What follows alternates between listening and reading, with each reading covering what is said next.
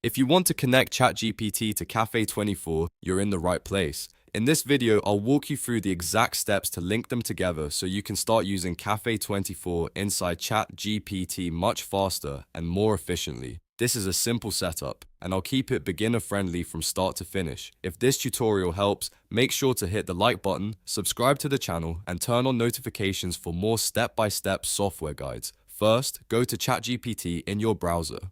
Once you're on the ChatGPT homepage, look to your profile area and click it. From there, find Settings and open it. This is where ChatGPT keeps all of the connection and app options, so this is the right place to begin. Inside Settings, click on Apps.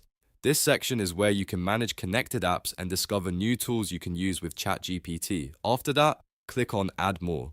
This will open the app directory where you can search for the exact service you want to connect. Now click on the search bar and type in Cafe24. As you type, ChatGPT will show matching apps in the list. When you see Cafe24 appear, click on it to open the app page. On this page, you'll usually see details about the connection and what it can do.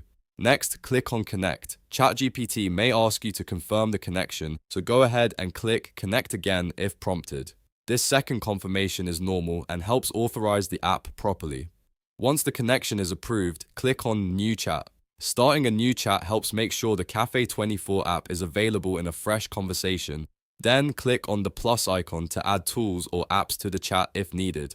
After that, click on More. This is where additional options and connected services can appear.